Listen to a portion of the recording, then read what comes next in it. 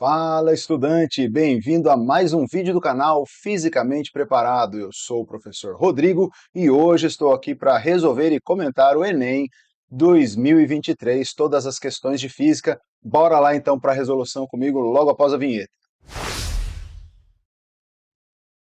Muito bem, eu estou me baseando pela prova amarela e a questão 91 foi a primeira questão de física e ele fala assim: na tirinha de Maurício de Souza, os personagens Cebolinha e Cascão fazem uma brincadeira utilizando duas latas e um barbante. Ao perceberem que o som pode ser transmitido através de um barbante, resolvem alterar o comprimento do barbante para ficar cada vez mais extenso. As demais condições permaneceram inalteradas durante a brincadeira. Na prática, à medida que se aumenta o comprimento do barbante, ocorre a redução de qual característica da onda sonora? Bom, a onda sonora ela é uma onda mecânica e por isso ela se propaga pelo barbante, não é isso? Ela se propaga em meios materiais. Mas quando um pulso é gerado, por exemplo, nessa corda, vamos colocar aqui, um pulso é gerado nessa corda, né? O som está se propagando aqui. Existe um atrito com o ar que vai fazendo com que esse pulso perca energia. Como ele está falando que as demais condições permanecem inalteradas durante a brincadeira, então ele coloca aqui, redução de qual onda sonora, de qual característica? A altura? A altura está relacionada com a frequência. Isso faria com que a voz do Cebolinha ficasse cada vez mais grave quanto maior o comprimento do fio. Não é o caso. Não vai alterar a frequência. E se não altera a frequência, também não altera o período, já que o período é o inverso da frequência. Velocidade? Não, porque a velocidade ela vai depender do meio de propagação, e como é o mesmo barbante, a velocidade vai permanecer inalterada. Comprimento de onda? Ora, se a frequência não se altera e a velocidade não se altera, V igual a lambda F.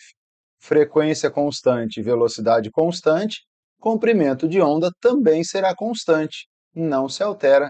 Resposta correta é a amplitude, porque essa onda ela vai perdendo energia à medida que ela vai percorrendo esse barbante. E quanto mais longo é o caminho, mais energia ela vai perder e menor vai ficando a amplitude. Legal? Alternativa C. Maravilha. Qualquer dúvida, galera, é só deixar aqui nos comentários que eu vou responder. Próxima questão. Questão 92 fala o seguinte: informações digitais, dados, são gravados em discos óticos, como CD e DVD, na forma de cavidades microscópicas. A gravação e a leitura ótica dessas informações são realizadas por um laser, fonte de luz monocromática. Quanto menores as dimensões dessas cavidades, mais dados são armazenados na mesma área do disco. O fator limitante para a leitura de dados é o espalhamento da luz pelo efeito de difração, fenômeno que ocorre quando a luz atravessa um obstáculo com dimensões da ordem de seu comprimento de onda. Essa limitação motivou o desenvolvimento de lasers com emissão em menores comprimentos de onda, possibilitando armazenar e ler dados em cavidades cada vez menores. Em qual região espectral se situa o comprimento de onda do laser que otimiza o armazenamento e a leitura de dados em discos de uma mesma área? Então, se eu quero otimizar o armazenamento, o que ele está falando aqui? Eu quero ter os menores comprimentos de onda. A velocidade de uma onda eletromagnética, na verdade de qualquer onda, né, é o produto do comprimento de onda pela frequência. Como a velocidade da luz ela é constante, né, vamos considerar que está se propagando aí num determinado meio onde o índice de refração é fixo, né, como é o caso, por exemplo, do CD, a velocidade é constante. Se eu quero o menor comprimento de onda, eu estou buscando aquele que tem maior frequência. Vamos lembrar um pouquinho do espectro eletromagnético? A ordem crescente de frequências. Você tem as ondas de menor frequência aqui, que são as ondas de rádio e TV. Depois nós temos as micro-ondas. Depois nós temos o infravermelho. E aqui começa a luz visível. Acima da luz visível nós temos o ultravioleta, os raios X e os raios gama. Bom, Eu tenho o infravermelho. Na luz visível, quando ela se dispersa, lembra da dispersão da luz branca? Ela vai do vermelho, e aí na sequência, vermelho, alaranjado, amarelo, verde, azul, anil, violeta. Vai do vermelho para o violeta. E acima do violeta você tem o ultravioleta. Como eu estou procurando aquela que tem maior frequência, das opções que ele me forneceu aqui, a que tem maior frequência é a luz violeta. Portanto, a resposta correta é a letra A. Beleza, galera? Tranquilo, né? Coisa linda essa questão. Muito bem. Questão 93. O Bluetooth é uma tecnologia de comunicação sem fio de curto alcance presente em diferentes dispositivos eletrônicos de consumo. Ela permite que aparelhos eletrônicos diferentes se conectem e troquem dados entre si. No padrão Bluetooth, denominado de classe 2, as antenas transmitem sinais de potência igual a 2,4 miliwatts. Vamos anotar esse valor aqui, a potência, então, 2,4 miliwatt. Já vamos deixar isso no sistema internacional, 2,4 vezes 10 a menos 3 watt. E possibilitam conectar dois dispositivos distanciados de até 10 metros. Eu tenho aqui uma distância, então, de 10 metros. Ok. Considere que essas antenas se comportam como fontes pontiformes que emitem ondas eletromagnéticas esféricas e que a intensidade do sinal é calculada pela potência por unidade de área. Ele mesmo já está te ensinando como é que você tem que fazer. Ó. A intensidade é a potência dividido pela área. Considere 3 como valor aproximado para π. Ok, para que o sinal Bluetooth seja detectado pelas antenas, o valor mínimo de sua intensidade em watts por metro quadrado é mais próximo de... Veja bem, imagine aqui que eu tenho então a fonte pontiforme emitindo ondas. Essa é a primeira fonte. Ondas que o próprio exercício fala, são ondas esféricas. Então, sai um pulso ali, esse pulso, essa energia, ela vai se espalhando pelo espaço na forma de uma onda tridimensional, como se fosse uma esfera de energia que vai ficando com um raio cada vez maior. De tal forma que essa distância de 10 metros seria o raio dessa esfera aqui e que vai chegar no receptor aqui, ó. Como se fosse uma esfera de energia aqui, ó. E a intensidade, então, é potência sobre área. Qual área? A área dessa superfície esférica, onde a energia é distribuída. Então, nós temos lá a potência da fonte, dividido área da superfície de uma esfera, 4π r ao quadrado. O raio dessa esfera é a própria distância que ele está colocando aí, ó. 4π d quadrado.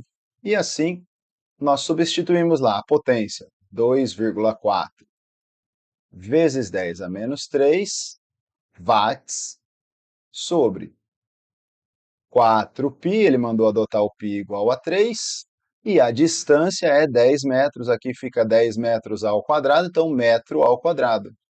E assim nós temos uma intensidade que vai ser, vamos lá, ó, 2,4 dá para a gente dividir por 4, dá 0,6. 0,6 dividido por 3 dá 0,2.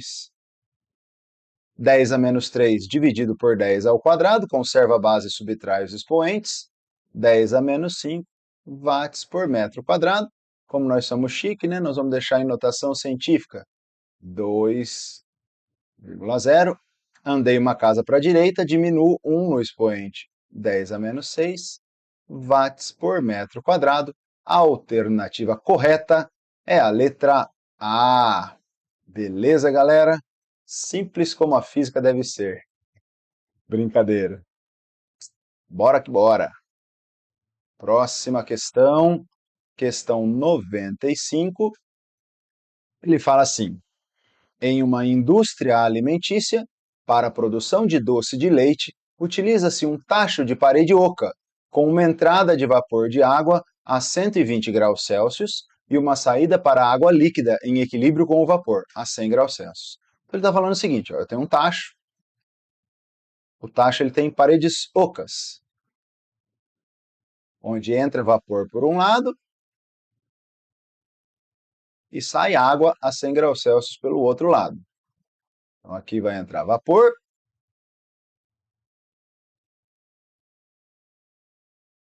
opa, e aqui vai sair água. Vapor a 120, água a 100 graus Celsius. Por que é assim? Veja lá, ao passar pela parte oca do tacho, o vapor de água transforma-se em líquido, liberando energia. A parede transfere essa energia para o interior do tacho, resultando na evaporação da água e consequente concentração do produto. Quer dizer, você tem leite aqui dentro, opa, tem leite ali dentro. Essa troca de calor, né, quando o vapor que está a 120 se transforma em água a 100, ele libera energia que vai ser absorvida pelo leite, vai vaporizar aqui, né, a água do leite e esse negócio vai ficar concentrado, vai virar o doce de leite. Legal. No processo de concentração do produto, nesse processo de troca de calor aqui, é utilizada energia proveniente de quê? Veja, o vapor está se transformando em água. Agora, o vapor ele não se transforma em água diretamente, existem etapas para serem seguidas, né? Se você tem um vapor a 120 graus Celsius, o vapor ele só condensa e vira água a 100 graus Celsius. Então, para isso, ele libera uma quantidade de calor aqui, que eu vou chamar de quantidade de calor Q1, até que ele chegue a essa temperatura de 100 graus Celsius, que é a temperatura onde ele consegue condensar. E aí, para ele condensar, ele libera uma outra quantidade de calor. E assim, isso aqui vai virar líquido a 100 graus Celsius. Ou seja, essa quantidade de calor responsável pela mudança da temperatura é uma quantidade de calor sensível. E essa quantidade de calor, que é responsável pela mudança de estado físico, né, de gasoso ficou líquido, é o calor latente. Resposta correta, então, do calor sensível e do calor latente de vaporização. No caso de, perdão, do calor latente de condensação. A alternativa correta é a letra D. Legal, pessoal? Tranquilo? Maravilha? É isso aí. Vamos que vamos.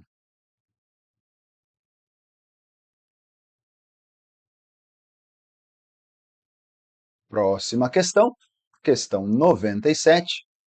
De acordo com a Constituição Federal, é competência dos municípios o gerenciamento dos serviços de limpeza e coleta dos resíduos urbanos, lixo. No entanto, há relatos de que parte desse lixo acaba sendo incinerado, liberando substâncias tóxicas para o ambiente, causando acidentes por explosões, principalmente quando ocorre incineração de frascos de aerossóis, por exemplo, desodorantes, inseticidas e repelentes. A temperatura elevada provoca a vaporização de todo o conteúdo dentro desse tipo de frasco, aumentando a pressão em seu interior até culminar na explosão da embalagem. Suponha um frasco metálico de um aerossol de capacidade de volume igual a 100 mililitros. Então vamos lá. Volume 100 mililitros. Contendo 0,1 mol. Então, número de mol 0,1. De produtos gasosos a uma temperatura de 650 graus Celsius no momento da explosão. Considere aí o R, que é a constante universal dos gases, 0,082 atm litro por mol Kelvin. Veja, essa unidade da constante já diz quais são as unidades de medida que você tem que utilizar, porque ele vai te pedir a pressão em atm. Ok. Para eu conseguir uma pressão em atm, o meu volume tem que estar em litro, isso aqui tem que estar em mol e a temperatura tem que estar em Kelvin. Mol está certo, mililitro não está, vamos transformar. 100 mililitros, passando isso aqui para litro, divide por 1000, 0,1 litro. Beleza.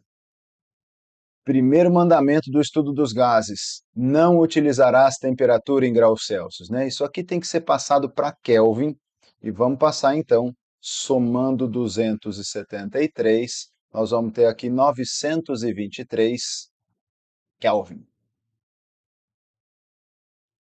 E agora sim, basta utilizar aqui a equação de Clapeyron, PV igual a nRT. Aqui no interior de São Paulo, o pessoal fala aqui, ó, pobre Verdão não resiste ao timão. Brincadeiras à parte, não sou corintiano, tá certo, gente? E nem palmeirense. Na verdade, eu não torço para time nenhum. É só uma brincadeira mesmo. Vamos lá. Pressão, o volume é 0,1 litro. Número de mol, 0,1. A constante é 0,082. E a temperatura é 923 Kelvin. 0,1 de um lado, 0,1 do outro, eu posso simplificar, e na real eu só preciso então multiplicar 0,082 por 923, isso aqui vai dar aproximadamente 75,7 atm. Bom, ele quer o mais próximo de 76. A alternativa correta é a letra C. Fala a verdade, né, gente? Tem coisa em física que é legal, mas tem coisa que é muito legal, não é mesmo? Bora lá, bora lá. Próxima questão, uma questão linda de eletricidade, ó.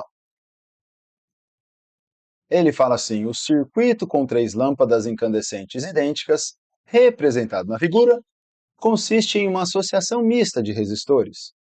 Cada lâmpada L1, L2 e L3 é associada em paralelo a um resistor de resistência R, formando um conjunto. Esses conjuntos são associados em série, tendo todas as lâmpadas o mesmo brilho quando ligadas à fonte de energia. Se tem o mesmo brilho, é porque tem a mesma potência e a mesma resistência, tá? E são percorridas pela mesma corrente, porque tem as mesmas resistências em paralelo. Ok. Esses conjuntos são associados em série, tendo todas as lâmpadas o mesmo brilho quando ligadas à fonte de energia. Após vários dias em uso, apenas a lâmpada L2 queima, enquanto as demais permanecem acesas. Em relação à situação em que todas as lâmpadas funcionam após a queima de L2, os brilhos das lâmpadas serão... Olha só, vamos fazer o seguinte, ó.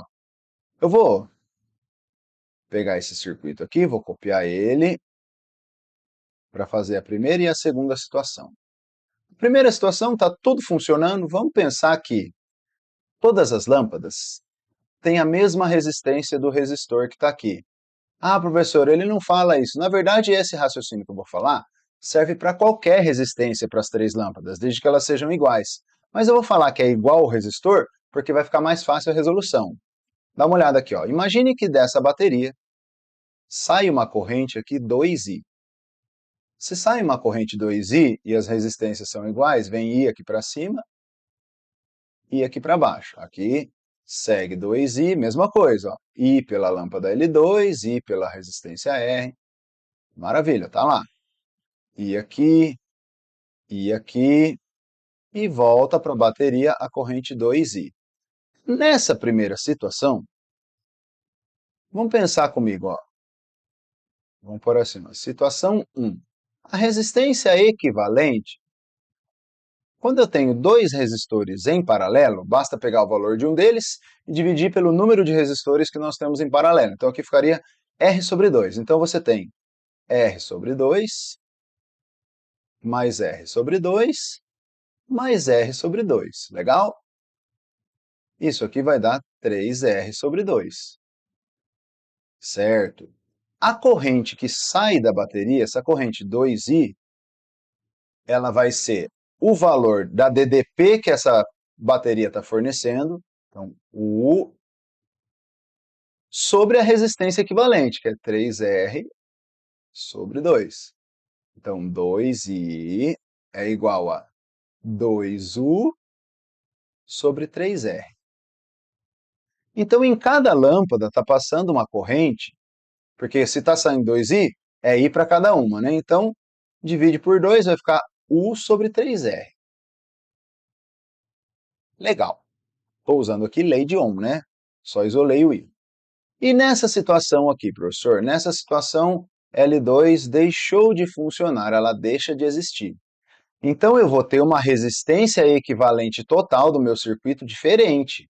Qual que vai ser a resistência equivalente na situação 2? Na situação 2, eu vou ter R sobre 2 aqui em cima, só que aqui eu só vou ter R, e aqui eu vou ter R sobre 2. Então, ficaria R sobre 2 mais R sobre 2. Ou seja, nós teríamos 2R. E vamos pensar que sai, então, uma corrente aqui de 2I'. Aí em cada lâmpada passa uma corrente I'. Nesse resistor vai passar a corrente total, porque agora não divide mais, porque não tem mais a lâmpada L2. E aqui I'. Ok. Vamos encontrar o valor de I' para saber se ele é maior ou menor do que o I. Porque se ele for maior, vai fazer com que o brilho seja maior. Se for igual, continua o mesmo brilho. Se for menor, o brilho é menor. Vamos fazer aqui, ó. Essa corrente 2I', 2I' é a mesma pilha, mesma DDP, sobre a resistência equivalente, que é 2R. Então, o I' seria U sobre 4R. Veja, o I está U sobre 3R, aqui está U sobre 4R.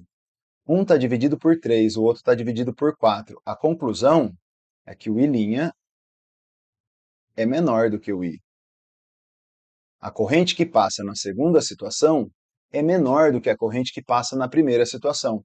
E se a corrente que passa em cada lâmpada agora é menor, não mudou a resistência da lâmpada. Mudou a corrente que passa por cada uma delas. Sendo a corrente menor, o brilho das outras lâmpadas serão menos intensos. A alternativa correta é a letra C. Legal? Lembrando, qualquer dúvida, só deixar aí nos comentários. Lindíssima questão de eletricidade. E é isso aí.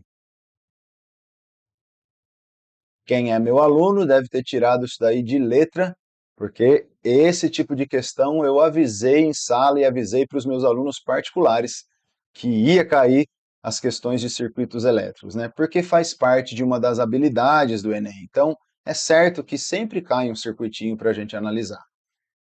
Maravilha! Questão 101. O fogão por indução funciona a partir do surgimento de uma corrente elétrica induzida no fundo da panela, com consequente transformação de energia elétrica em calor por efeito Joule. A principal vantagem desses fogões é a eficiência energética, que é substancialmente maior que a dos fogões convencionais. A corrente elétrica mencionada é induzida por... Como é que surge uma corrente elétrica induzida? Aqui nós temos a lei de Faraday. Lei de Faraday-Newman, né? E Lenz, né? Vamos colocar Lenz, porque lei de Lenz me dá o sentido da corrente induzida. Se eu tenho, por exemplo, uma bobina e no interior dessa bobina passa um campo magnético por dentro dele, eu tenho um fluxo magnético sendo estabelecido aqui dentro. Esse fluxo magnético, ele depende da intensidade do campo magnético, da área dessa bobina aqui, né, da área dessa espira aqui, do número de espiras e do cosseno do ângulo formado entre uma reta normal a essa área aqui e o campo magnético. Ok. Agora, vai ser estabelecido, perdão, uma força eletromotriz induzida, uma tensão induzida, que é dado pela variação do fluxo pelo intervalo de tempo. O fluxo tem que variar aqui dentro, para que seja gerada uma DDP induzida, e essa DDP induzida gere uma corrente induzida de acordo com a lei de Ohm. Legal? Então, essa DDP induzida só aparece se houver variação de fluxo magnético. Como é que eu posso variar o fluxo? Bom, eu posso variar o fluxo variando o campo, a área da espira ou a inclinação dela. No caso de um fogão por indução, A bobina que tem dentro desse fogão tem uma área fixa, não vai mudar. É algo que está imóvel, também não vai mudar a inclinação. Logo, essa variação do fluxo vai aparecer por causa da variação do campo magnético. Portanto, nós temos aqui um campo magnético variável. A alternativa correta é a letra D. Beleza? Muito bem. Questãozinha de mecânica. E é clássico uma questãozinha dessa de mecânica. Bora lá? Uma academia decide trocar gradualmente seus aparelhos de musculação. Agora, os frequentadores que utilizam os aparelhos do tipo 1 podem também utilizar os aparelhos do tipo 2 representados na figura para elevar cargas correspondentes às massas M1 e M2 com velocidade constante. Bom, velocidade constante significa resultante nula. A fim de que o exercício seja realizado com a mesma força F, os usuários devem ser orientados a respeito da relação entre as cargas nos dois tipos de aparelho, já que as polias fixas apenas mudam a direção das forças, enquanto a polia móvel divide as forças. Em ambos os aparelhos, considere as cordas inextensíveis, as massas das polias e das cordas desprezíveis e que não há dissipação de energia. Para essa academia, qual deve ser a razão M2 por M1 informada aos usuários? Vamos lá. Aparelho do tipo 1, quando essa força é aplicada aqui, ó, ela vai produzir uma tração nessa corda. A tração é igual a essa própria força F. Então eu já vou colocar aqui nesse fio a força F. E como ele vai levantar esse peso com velocidade constante, né, vamos colocar, eu tenho a força peso atuando aqui. Peso 1. A força F, ela tem que ser igual ao peso da massa 1, ou seja, a força F, ela tem que ser igual a M1 vezes G. Já no aparelho do tipo 2, quando eu puxo essa corda, eu provoco uma tração nessa corda. E aqui, essa tração é a própria força F. Só que aqui, como eu tenho uma polia móvel, eu tenho F de um lado, F do outro. E essas duas forças F que estão para cima vão equilibrar o peso da massa 2. Então, aqui 2F é igual a P2, ou seja, 2F é igual a M2 vezes G. Mas F não é M1 vezes G? Vamos substituir aqui duas vezes. M1 vezes G igual a M2 vezes G. G de um lado, G do outro, posso simplificar. E como o exercício me pediu M2 por M1, eu passo o M1 dividindo. M2 dividido por M1 é igual a 2. Assim, nós temos a resposta ali. A alternativa correta é a letra D. Beleza, pessoal? Tranquilo, né? Ó, coisa linda essa questão.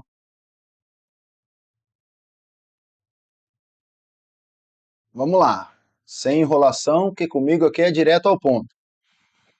Um professor lança uma esfera verticalmente para cima, a qual retorna depois de alguns segundos ao ponto de lançamento. Em seguida, lista um quadro com todas as possibilidades para as grandezas cinemáticas. Então, a velocidade ela pode ser diferente de zero ou igual a zero, e se ela for diferente de zero, ela pode ter o sentido para cima ou para baixo. Se for igual a zero, indefinido. Aceleração diferente de zero, para cima ou para baixo, e se for igual a zero, indefinido. Vamos pensar assim, ó, eu lanço uma esferinha aí para cima, tem uma velocidade inicial, que é para cima, né? Estou lançando ela para cima. E aí, a gente sabe que a gravidade ela atua para baixo. Essa gravidade atuando para baixo faz com que eu tenha uma força-peso atuando nessa esfera, e a força-peso está contrária aqui ao sentido do movimento. Isso vai freando a bolinha. A bolinha ela vai perdendo velocidade à medida que ela sobe. Então aqui ela já tem uma velocidade menor, que eu vou fazer um vetorzinho menorzinho aqui, ó. Até que no ponto mais alto da trajetória a bolinha para, porque ela vai cair, né? A partir daqui ela para, ela vai começar a cair, vai inverter o sentido de movimento. Beleza? Bom, então, no ponto mais alto da trajetória, a velocidade vai ser zero. A aceleração vai ser zero? Não, porque a força-peso continua atuando aqui. Ela não deixou de atuar. A força-peso é a resultante num objeto que é lançado verticalmente para cima se a gente desprezar a resistência do ar.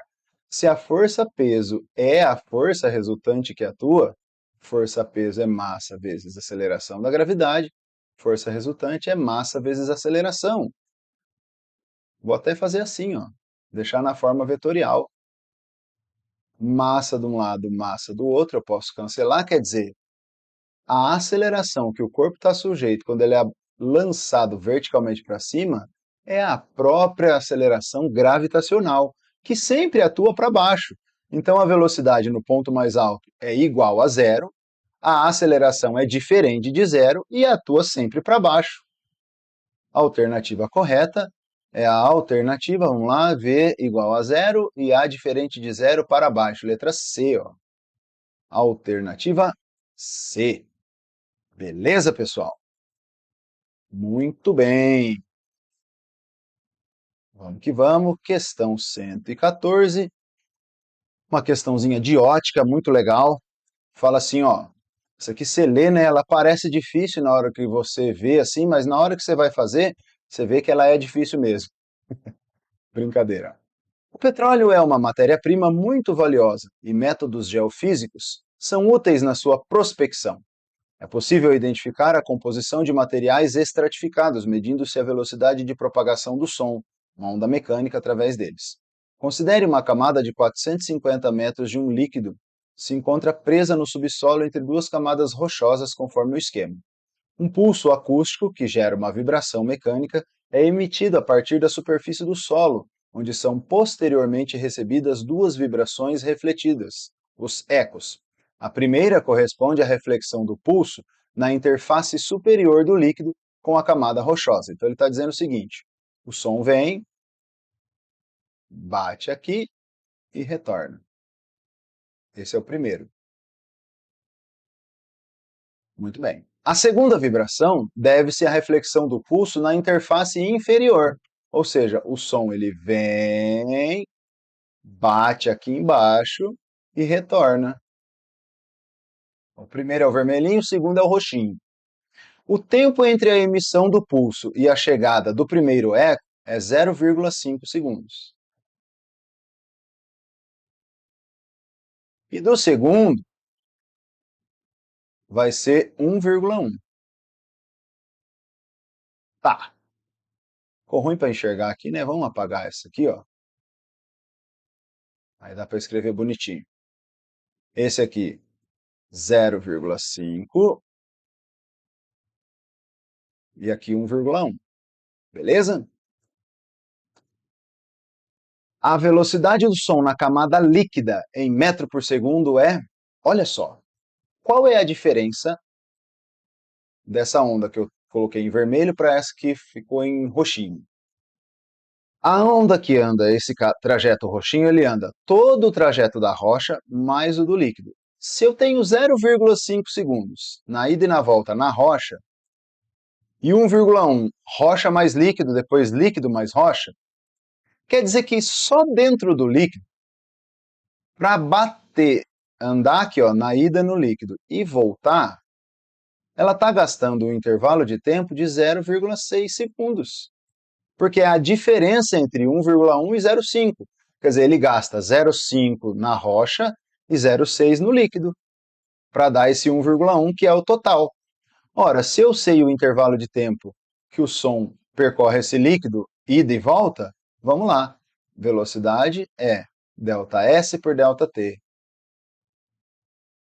E aí, qual que é o ΔS? O ΔS ele vai andar 450 metros na ida mais 450 metros na volta. Quer dizer, é duas vezes essa distância de 450 metros sobre o intervalo de tempo que é 0,6. Se você preferir, você pode também dividir esse intervalo em 2, falar que é 0,3 segundos e falar que é 450 dividido por 0,3.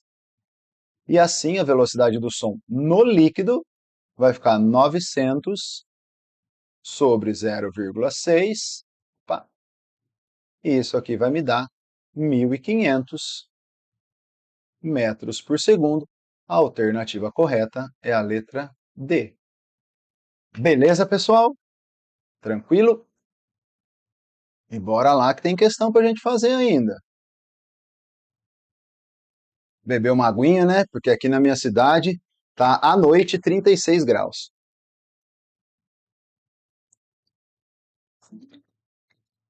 É comum, em viagens de avião, sermos solicitados a desligar aparelhos cujo funcionamento envolva a emissão ou a recepção de ondas eletromagnéticas, como celulares. A justificativa dada para esse procedimento é, entre outras coisas, a necessidade de eliminar fontes de sinais eletromagnéticos que possam interferir nas comunicações via rádio dos pilotos com a torre de controle. Essa interferência poderá ocorrer somente se as ondas emitidas pelo celular e as recebidas pelo rádio do avião forem ambas audíveis, tiverem a mesma potência. Vamos lá. Esse interferir aqui não tem nada a ver com a interferência das ondas, tá, gente? Interferir aqui significa atrapalhar. Ou seja, por que atrapalha? Quando você tem ali ah, uma, uma onda eletromagnética e você tem uma torre que emite um sinal, o avião ele tem um receptor que vai receber esse sinal. Essa onda ela tem uma determinada frequência e ela tem que ter uma frequência específica para que ele consiga sintonizar, como uma onda de rádio, né? Você sintoniza a estação do rádio, selecionando qual é a frequência que você quer que aquele rádio capte. Mesma coisa no caso do avião ali, a torre de controle. Se o celular tiver uma frequência igual àquela que está sendo emitida pela torre, o avião vai captar o sinal do celular e atrapalha a comunicação com a torre. Então, resposta correta aqui é se tiverem a mesma frequência. Beleza? Muito bem. Questão 117. Essa é bonita. Uma cafeteria adotou copos fabricados a partir de uma composição de 50% de plástico reciclado, não biodegradável, e 50% de casca de café. O copo é reutilizável e retornável, pois o material, semelhante a uma cerâmica, suporta a lavagem. Embora ele seja comercializado por um preço considerado alto quando comparado ao de um copo de plástico descartável, essa cafeteria possibilita aos clientes retornarem o copo sujo e levarem o café quente servido em outro copo já limpo e higienizado. O material desse copo oferece também o conforto de não esquentar na parte externa. Opa! O material desse copo oferece também o conforto de não esquentar na parte externa. Se ele não está esquentando na parte externa quando você coloca café quente dentro dele, é porque ele não está conduzindo bem o calor. Ele é um mau condutor de calor. Mau condutor.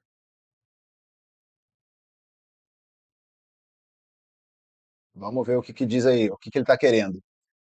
Quais duas vantagens esse copo apresenta em comparação ao copo descartável? Letra A.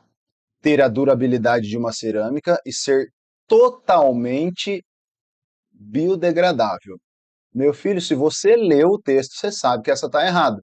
Porque ele está falando que é 50% de plástico não biodegradável. Como que ele vai ser totalmente biodegradável? Está fora. Letra B. Ser tão durável quanto uma cerâmica e ter alta condutividade térmica. Poxa, a gente acabou de concluir que ele é um mau condutor de calor. Então ele não pode ter alta condutividade térmica, ele tem baixa condutividade térmica. Letra B está fora. Letra C. Ser um mau condutor térmico. Opa, pode ser. E aumentar o resíduo biodegradável na natureza. Não, se ele é composto de 50% de plástico reciclável, não biodegradável, ele aumentaria a quantidade de resíduo não biodegradável. Letra D, ter uma baixa condutividade térmica, ok, e reduzir o resíduo não biodegradável na natureza. É essa aqui, né? Letra D. Baixa condutividade térmica, ok, e reduz o resíduo não biodegradável. Por que reduz o resíduo comparado com o copo plástico? Porque o copo plástico ele é 100% não biodegradável. Esse é 50% biodegradável. Então você reduz a quantidade de resíduo que não é biodegradável. Beleza? Alternativa D é a correta. Letra E fala em ter alta condutividade térmica, já está fora, porque ele tem que ser um mau condutor de calor. Legal? Interpretação, né, gente? Muito bem, muito bem. Achei que o Enem desse ano estava um pouco mais fácil que o Enem do ano passado. Pode ser impressão minha, né? Essa é a minha opinião. Questão 119. O manual de um automóvel alerta sobre os cuidados em relação à pressão do ar no interior dos pneus. Recomenda-se que a pressão seja verificada com os pneus frios, à temperatura ambiente. Um motorista desatento a essa informação realizou uma viagem longa sobre o asfalto quente e em seguida verificou que a pressão P0 no interior dos pneus não era a recomendada pelo fabricante. Na ocasião, a temperatura dos pneus era T0. Após um longo período em repouso, os pneus do carro atingiram a temperatura ambiente T. Durante o resfriamento, não há alteração no volume. Não há alteração no volume. Ele está falando, então, de uma transformação isométrica e na quantidade de ar no seu interior. Considere o ar nos pneus um gás perfeito, também denominado gás ideal. Durante o processo de resfriamento, os valores de pressão em relação à temperatura são representados pelo gráfico. Quem é meu aluno de aulas particulares e tem o meu acompanhamento, tirou essa questão de letra, porque eu dei, durante esse ano, quando nós vimos estudo dos gases, eu dei exatamente esse exemplo do pneu do carro. Por que a gente não pode calibrar um pneu depois que a gente rodou bastante com ele, porque a temperatura está alta. Então você enche o pneu, quando reduz a temperatura, o que vai acontecer com o ar lá dentro? Ora, se o volume não muda, vamos pensar comigo aqui, ó. Lei geral dos gases. PV sobre T tem que ser constante. Se eu tenho uma transformação isométrica, o volume não muda. A pressão e a temperatura são diretamente proporcionais, ou seja, se eu reduzo a temperatura, eu tenho que ter uma redução na pressão. E o gráfico será uma reta, né? Então vamos procurar reduzindo a temperatura, vai de T0 para T, e reduzindo a pressão. Veja, não pode ser a letra A, porque aqui ele mantém a pressão enquanto reduz a temperatura. Está errado. Letra B, ele mantém, mesma coisa, mantém a pressão enquanto reduz a temperatura para T. Não pode ser essa. Letra C, ó, está aumentando a pressão quando reduz a temperatura. Está errado. Letra D, está aumentando a pressão com a redução da temperatura. Resposta correta só pode ser a letra E. Eu tenho aqui uma temperatura e uma pressão iniciais, e quando reduz a temperatura, eu vou ter aqui uma pressão menor, uma pressão mais baixa. Beleza, galera? É isso aí, meu povo. Vamos que vamos. Tá acabando, tá acabando. Questão 130. Uma equipe de segurança do transporte de uma empresa avalia o comportamento das tensões que aparecem em duas cordas 1 e 2, usadas para prender uma carga de massa 200 kg na carroceria, conforme a ilustração. Quando o caminhão parte do repouso, sua aceleração é constante e igual a 3 metros por segundo ao quadrado. Então vamos lá. Ó. A aceleração é 3 metros por segundo ao quadrado, partindo do repouso. E quando ele é freado, a aceleração é 5, ou no caso, menos 5, né? Vamos pôr aqui, para sinalizar que ele está freando. O coeficiente de atrito estático entre a caixa e o assoalho da carroceria é igual a 0,2, considerando a aceleração da gravidade igual a 10, as tensões iniciais nas cordas iguais a 0 e as duas cordas ideais. Na situação de aceleração e frenagem do caminhão, as tensões nas cordas 1 e 2 em newton serão... Vamos pegar aqui, ó. Primeiro, vamos pegar a aceleração, situação em que ele está acelerando, depois eu vou analisar quando ele está freando, tá? Deixa eu pôr aqui mais para baixo, aí. Vamos lá, quando ele está acelerando, eu tenho aqui as forças que atuam. A tração na corda 2.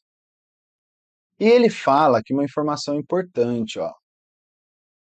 Em ambas as situações, a carga encontra-se na iminência de movimento, na iminência do deslizamento. Ele está dizendo para mim que a força de atrito que atua na caixa é a força de atrito estático máximo.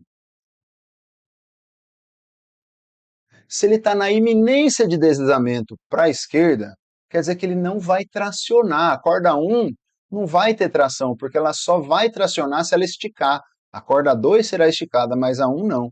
Além dessas forças, nós temos ainda a força peso da caixa e a força normal que o piso exerce. Bom, a força peso e a força normal, elas se equilibram, porque ele vai acelerar para a direita. Acelerando, então, a tração T2 mais a força de atrito estático máximo é a massa vezes a aceleração. Força de atrito estático máximo é o coeficiente de atrito vezes a normal.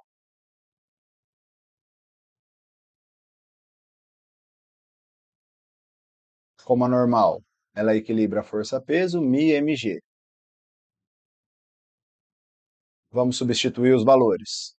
Tração 2 mais o μ ali é 0,2 vezes. A massa ele deu lá, eu esqueci de copiar aqui, mas é 200 kg, está ali no enunciado, tá? Vai ficar ali 0,2 vezes 200 vezes 10, que é a gravidade, igual a 200 vezes 3, né? Quando ele está acelerando, a aceleração é 3. Muito bem. T2 mais 0,2 vezes 200 vezes 10 vai ficar 400. E 200 vezes 3 vai dar 600. T2, então, vai dar 200 newtons. Isso na fase em que ele está acelerando. Bom, já posso aqui, letra A pode ser que esteja certa, T1 igual a 0, T2 igual a 200, letra B também. A letra C eu já posso eliminar, que está falando que T2 é 600. Está fora. T1 560, T2 igual a 0, também posso eliminar. T2 igual a 0, posso eliminar também. Ficaríamos entre a A e a B. Bom, vamos lá. E quando ele está freando? Quando ele está freando, pense comigo, a tendência é da caixa deslizar para a direita agora. E se a tendência dela é deslizar para a direita, a força de atrito é sempre contrário a essa tendência de deslizamento. A corda 1 agora é que vai esticar. Então eu vou ter uma tração T1 e a corda 2 não vai esticar. A tendência dela é afrouxar e a tensão nela vai ser 0. Além das forças peso e normal. Muito bem. E agora a resultante é para a esquerda, está freando, né? Então T1 mais força de atrito é massa vezes aqui o módulo da aceleração, né? Porque não existe força negativa. T1 mais. A força de atrito vai ser a mesma que a gente já calculou aqui, ó, μmg, que deu 400. A massa é 200 e a aceleração de frenagem é 5. Então, T1 é igual a 200 vezes 5 dá 1.000, 1.000 menos 400. Nós temos uma tração T1 igual a 600 newtons. E é isso aí, T2 igual a 0 aqui, não tem tração T2. Resposta correta. Na aceleração, T1 é 0 e T2 é 200. E na frenagem, T1 é 600 e T2 aqui é 0. A alternativa correta é a letra A. Legal? Muito bem, muito bem. Questão 133. Próxima. Essa já é uma questão mais difícil, assim, né? Tem uma pegadinha aí. Vamos lá, com calma. Ele fala assim: os raios cósmicos são fontes de radiação ionizante potencialmente perigosas para o organismo humano. Para quantificar a dose de radiação recebida, utiliza-se o sievert, definido como a unidade de energia recebida por unidade de massa. A exposição à radiação proveniente de raios cósmicos aumenta com a altitude, o que pode representar um problema para as tripulações de aeronaves. Recentemente foram realizadas medições acuradas das doses de radiação ionizante para voos entre Rio de Janeiro e Roma. Os resultados têm indicado que a dose média de radiação recebida na fase de cruzeiro, que geralmente representa 80% do tempo total de voo, 80% do tempo total de voo, desse trecho intercontinental é de 2 microsievert por hora. Então, ok, 1 hora me dá 2, vamos por assim, ó, vezes 10 a menos 6 sieverts. As normas internacionais da aviação civil limitam a 1.000 horas por ano o tempo de trabalho para as tripulações que atuam em voos intercontinentais. 1.000 horas. Ok.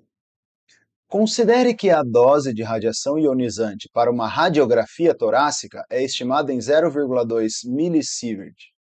Então, a radiografia, a dose é de 0,2. Vamos pôr em notação científica aqui, ó, vezes... Notação científica não, em potência de 10 só. 10 a menos 3 sievert. E aí vem a pergunta: a quantas radiografias torácicas corresponde a dose de radiação ionizante a qual um tripulante que atue no trecho Rio de Janeiro-Roma é exposto ao longo de 1 ano? O que ele está falando aqui? São 1.000 horas por ano. Tá. Aí o cara vem aqui e fala o seguinte: 1 hora, 2 vezes 10 a menos 6. 1.000 horas, multiplica isso por 1.000. Não, porque essa dosagem aqui a cada hora corresponde a 80% do tempo total de voo. Então ele só vai receber essa radiação durante 80% do tempo. Vamos pegar essas 1.000 horas e multiplica isso por 80%. Quer dizer, na prática, eu tenho aqui 800 horas dessa tribulação recebendo de fato essa radiação. Então agora sim, 1 hora, homenagem aos nossos amigos professores de química, regra de 3, brincadeira, brincadeira. 1 hora então, nós temos 2 vezes 10 a menos 6 sieverts. 800 horas, x. E aí nós temos aqui 1.600 vezes 10 a menos 6 sieverts. Vou andar 3 casas para a esquerda, isso aqui vai dar 1,6 vezes 10 a menos 3 sievert. E aí eu quero saber quantas radiografias para dar essa quantidade aqui, ó. Então, outra regrinha de 3. Uma radiografia, 0,2 vezes 10 a menos 3 sieverts. X radiografias para dar 1,6 vezes 10 a menos 3 sieverts. 10 a menos 3 com 10 a menos 3 eu posso simplificar, e o meu x aqui vai ser 1,6 dividido por 0,2, e portanto eu precisaria de 8 radiografias. Resposta correta é a letra A. Se você esquece desse 80%, você encontra a letra B. Cuidado aí, galera. Beleza? E para a gente fechar, então, com chave de ouro, essa última questão, que na minha opinião ela deveria ser anulada porque ela contém um errinho assim, sabe? Vamos ver, ó, ó o que ele fala na questão. Uma concessionária é responsável por um trecho, ó, por um trecho de 480 quilômetros de uma rodovia. Quando você lê isso, o que você entende? Se é um trecho de uma rodovia, quer dizer que a rodovia é maior do que 480 quilômetros, né? Aí ele fala, nesse trecho foram construídas 10 praças de pedágio, onde funcionários recebem os pagamentos nas cabines de cobrança. Também existe o serviço automático, em que os veículos providos de um dispositivo passam por uma cancela que se abre automaticamente, evitando filas e diminuindo o tempo de viagem. Segundo a concessionária, o tempo médio para efetuar a passagem em uma cabine é de 3 minutos. Então, uma cabine de pedágio, o cara perde lá 3 minutos. E as velocidades máximas permitidas na rodovia são 100 km por hora para veículos leves, então vamos por assim, ó, velocidade do automóvel, 100 km por hora, e 80 km por hora para veículos de grande porte. Então, velocidade para um caminhão é de 80 por hora. Beleza. Considere um carro e um caminhão, viajando ambos com velocidades constantes e iguais às máximas permitidas, e que somente o caminhão tenha o serviço automático de cobrança. Então ele não para no pedágio, ele continua. O carro tem que fazer essas paradas. Comparado ao caminhão, quantos minutos a menos o carro leva para percorrer? E olha que miserável, toda a rodovia. Não dá para você saber, porque o infeliz não falou qual que é o tamanho da rodovia, ele deu o tamanho do trecho dessa rodovia. Então, o certo mesmo seria mudar a pergunta. Quantos minutos a menos o carro leva para percorrer esse trecho de 480 quilômetros da rodovia? E eu vou fazer esse exercício dessa forma, porque eu acredito que é isso que o examinador queria, porque é assim que eu encontrei uma das respostas do gabarito, tá certo? Então vamos lá, ó. O automóvel, quanto tempo ele gasta para fazer esse trecho? Velocidade do automóvel é o deslocamento pelo tempo que ele leva. E vai ficar então, velocidade do automóvel 100 km por hora, eu tenho aqui 480 quilômetros, e eu vou ter aqui o tempo que ele gasta andando, tá? O ΔT que o automóvel gasta andando vai ser 480 por 100, 4,8 horas. Isso aqui corresponde, multiplicando aí por 60, 288 minutos. Só que o automóvel, ele não tem o sistema automático de cobrança, então ele tem que parar nas 10 praças de pedágio, e cada praça de pedágio ele gasta 3 minutos.